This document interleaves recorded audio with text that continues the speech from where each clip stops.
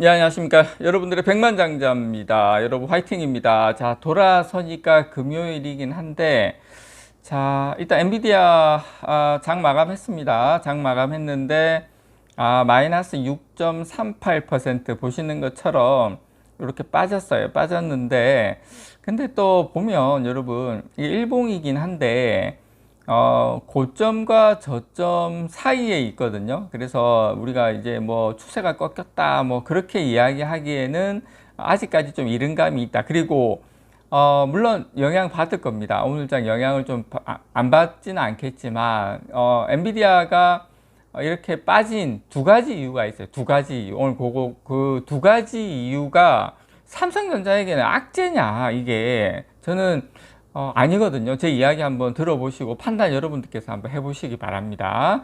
자, 엔비디아 주봉입니다. 여러분, 뭐 차트 나온 김에, 자, 주봉 보시면, 물론, 미장은 하루 더 남아 있습니다. 하루 더 남아 있는데, 보시면 아직, 주봉 5주선 위에 있는 모습이에요. 깰랑말랑 하고 있는 모습인데, 뭐 장기 추세선으로 봤을 때는 뭐 크게 문제가 없다라는 거 기본적으로 좀 여러분들께 말씀을 좀 드리고 싶고, 자, 엔비디아 매출입니다, 여러분. 자, 매출만 봤을 때, 그러니까 작년부터 지금까지 이게 뭐 이 정도 하면 할 만큼 했다. 저는 그렇게 생각합니다. 물론 시장에서는 좀 걱정하는 부분이 있어요. 제가 이제 그건 말씀을 드리는데 두 가지입니다. 자, 여러분들께 이게 삼성전자에게는 악재인가? 저는 오히려 삼성전자에게는 호재다라고 생각이 듭니다.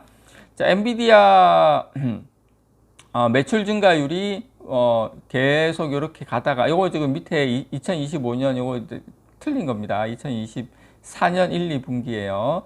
그 매출 증가율이 꺾일 수밖에 없죠, 여러분. 이렇게 가는데 이렇게 올라가는데 매출 증가율이 어떻게 계속 갑니까?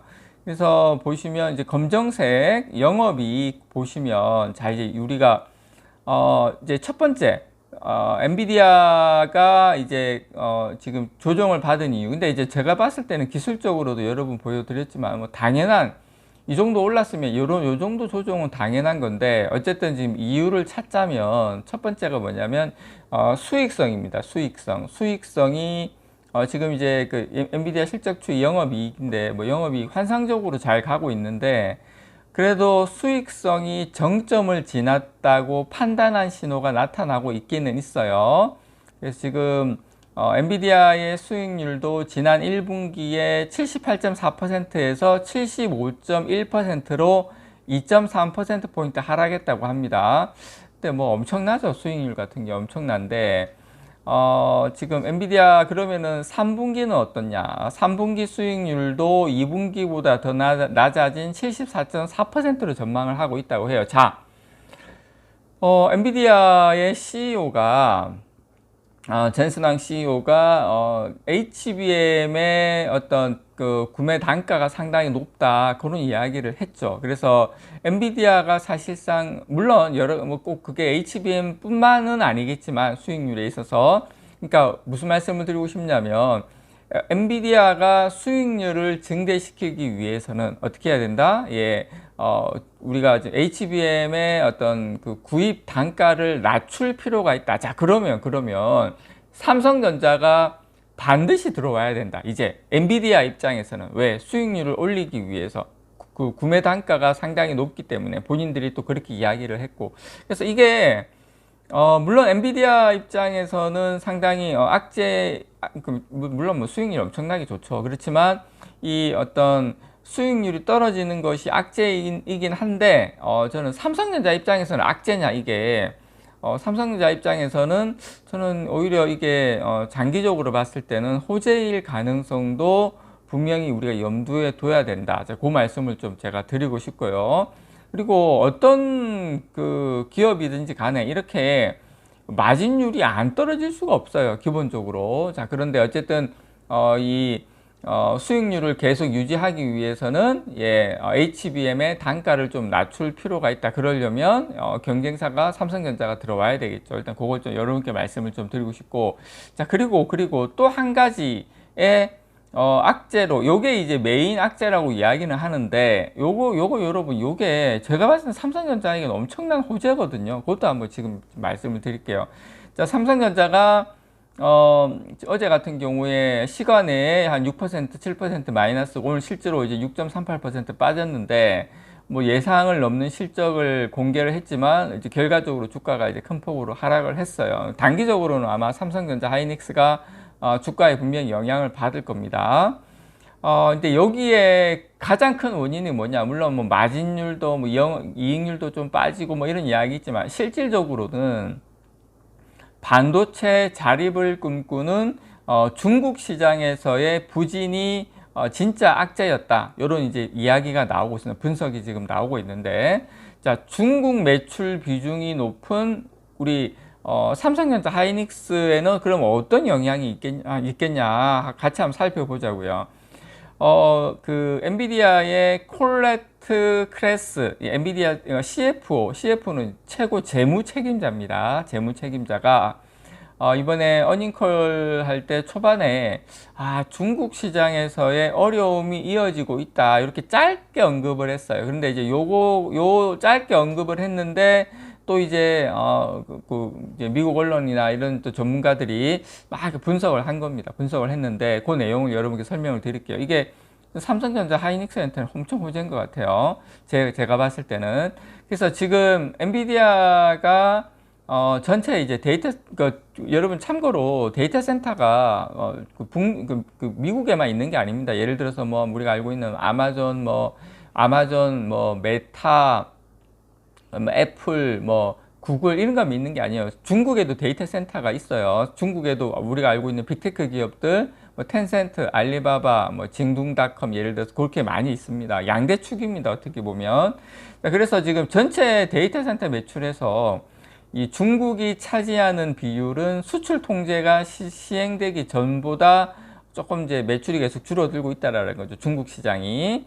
그래서 어쨌든 그 엔비디아 입장에서는 근데 매출도 줄어들고 있는데 그 이유가 중국 시장에서 앞으로 이제 매우 치열한 경쟁이 이어질 것으로 예상한다. 자, 엔비디아의 경쟁자가 생겼다 이겁니다. 엔비디아의 경쟁자가 지금 수출 규제 대상이 아닌 제품 H20 이 제품을 앞세워서 중국에서의 크게 매출이 늘고는 있지만 중국 현지 업체의 도전도 거세다는 겁니다. 한마디로 말해서 중국 시장에서는 엔비디아의 대항마가 있다라는 겁니다. 그게 어디냐? 누구냐? 예, 화웨이입니다. 화웨이, 중국의 화웨이. 자, 화웨이 같은 경우에는 이 AI 열풍이 불러온 챗 GPT가 등장하기 전부터 이미 자체 GPU인 어센드 910 시리즈를 내놓고 있었어요. 그러니까 참 대단한 놈들이죠. 어떻게 보면. 자, 2세대 모델 어센드 910B는 엔비디아의 H20보다 가격은 한 10% 정도 높지만 올해 중국에서 한 55만 개 정도 팔릴 예정이라고 합니다. 55만 개. H20은 한 100만 개 판매가 예상이 돼요. 그런데 다음 달에 3세대 어센드 910C를 내놓을 계획인데, 자, 화웨이는 엔비디아의 주력 모델인 H100보다 높은 성능을 갖췄다고 주장을 합니다. 주장을 하고 있는데, 자, 여기에서 여러분, 이 중국으로 첨단 제품 수출이 막혔는데, 저는 이거 바보짓이라고 생각합니다. 첨단 제품 수출 더 많이 해야죠. 어떻게 보면.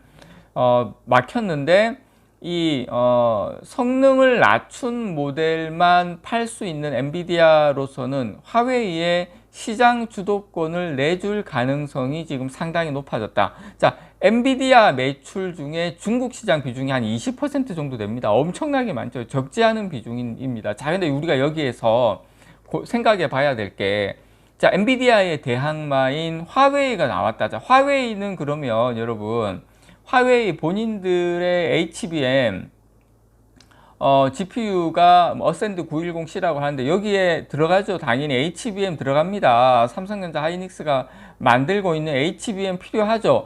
마이크론은 사실상 미국에 판매가 안 된다고 보시면 됩니다. 자, 그러면 화웨이나 우리 입장에서는 화웨이나 엔비디아나 똑같은 고객사인데, 자, 화웨이가 삼성전자나 SK 하이닉스의 HBM이 필요하면, HBM이 어쨌든 둘 다 필요하면 그러면 우리한테는 어쨌든 나쁠 건 없다. 어디에 팔아도 팔면 되니까. 자, 그런데 상대적으로 사양이 좀 약하기 때문에, 자, 삼성전자 입장에서는 그렇게 이게 악재냐? 제가 봤을 때는 그렇게 장기적으로 악재는 아니다라는 거죠. 물론 엔비디아에게는 악재입니다. 화웨이가 크고 성장하는 게 악재이긴 한데 삼성전자에게는 좀 악재가 아닐 수도 있는 상황이 지금 연출되고 있다. 어차피 미국에서 HBM 같은 경우에 첨단 어떤 이렇게 메모리 시장으로 못 넘어가게 미국의 제재가 강력한 상황에서 삼성전자 입장에서는 그렇게 나쁘진 않대. 물론 지금 엔비디아가 지금 폭탄 맞고 쓰러지기 일보 직전이다 보니까